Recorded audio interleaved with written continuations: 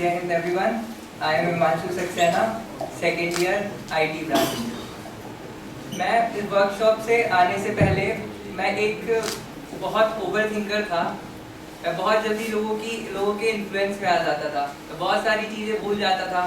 मैं इनफैक्ट घर में होता था, मैं किचन में जाता था तो सिर्फ जिस काम से गया वही लेके वापस आ गया, ये भी नहीं देखा कि गैस पे कुछ रखा था, गैस खुली है। मैं रूम से बाहर जा रहा हूँ, मैं 3-4 बार चेक करता था कि ताला ठीक से लगा भी है या नहीं लगा है। फिर मुझे याद आता था अरे ये सामान तो मैं घर पे छोड़ गया।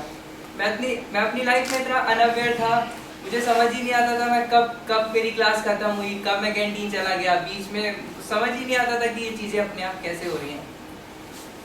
इस वर्कशॉप करने के बाद मुझे जो बहुत सारी चीज़ें तो सीखने को मिली। सबसे पहले मेरी अवेयरनेस बढ़ी, मैं चीज़ों को ऑब्जर्व कर पाया कि जो शिफ्ट होते हैं थॉट्स में वो कैसे होते हैं, किस तरह से किस मोमेंट पे मैं अपनी जो काम कर रहा हूँ वहाँ से शिफ्ट होता हूँ। ये वर्कशॉप की पहली चीज़ जो मुझे सबसे ज़्यादा इम्पैक्ट की वो ये थी कि आपको बहुत सारी जगह इन्फॉर्मेशन तो मिल जाएगी कि ये काम ठीक है, आपको ऐसे करना है, सब लोग बता के चले जाएंगे। कोई भी तो प्रोसेस करके नहीं दिखाता है कि एक्चुअल में ये चीज़ें होती कैसे हैं। ये वर्कशॉप आपको प्रोसेस करके दिखाता है, आपको महसूस कराएगा कि ये चीज़ें ऐसे होती हैं।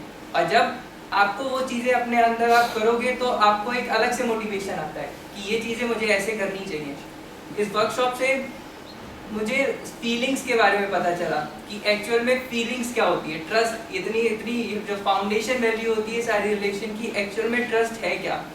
जो लोग कहते हैं कि आप स्ट्रेंजर्स पे ट्रस्ट नहीं कर सकते, इस वर्कशॉप करने के बाद मुझे पता चला कि आप एक स्ट्रेंजर पे भी ट्रस्ट कर सकते हैं, क्योंकि इंटेंशन के लेवल पे वो तो ठीक है ना। अगर आप अपने आप को अगर आप अपना कॉन्फिडेंस उस लेवल पे ले जा पाएंगे तो आप उस पर ट्रस्ट कर सकते हैं, उसके कॉन्फिडेंस को जज कर सकते हैं। आप एक ऐसी सोसाइटी का पार्ट बन सकते हैं जिसपे आप सारे लोगों पे ट्रस्ट कर पाएंगे, आप लोगों से जुड़ पाएंगे। और जो रोल होता है हमारा फैमिली से जुड़ने का, सोसाइटी से जुड़ने का, हमें लगता है कि अगर आप ठीक होंगे ना तो आप सामने वाले को कॉम्प्लीमेंट कर पाएंगे, आप उनके भाव को, उनकी प्रेजेंट स्टेटस को बहुत अच्छे से समझ पाएंगे, उनको कॉम्प्लीमेंट कर पाएंगे और आप अपना राइट इवेल्युएशन कर पाएंगे, जो एक बहुत बड़ी लर्निंग है। कोई भी आता है आपको अंडर इवेल्युएट करके चला जाएगा, आपको कुछ कह के चला जाएगा, फिर आप परेशान होते रहेंगे।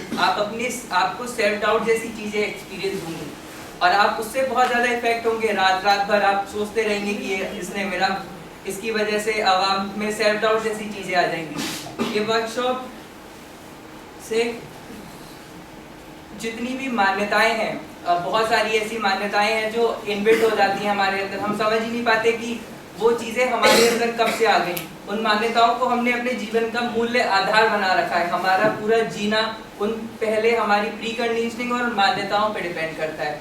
तो अब ये सारी वर्कशॉप से मुझे एटलीस्ट ये तो पता चल गया है कि राइट डायरेक्शन क्या है। थोड़ा बहुत इधर उधर होगा, लेकिन कोशिश मैं इस बात पे अलाइन रहना चाहता हूँ। अब मुझे एक डायरेक्शन मिली है और मैं अपने आप को इस डायरेक्शन में डिवोट करना चाहता हूँ।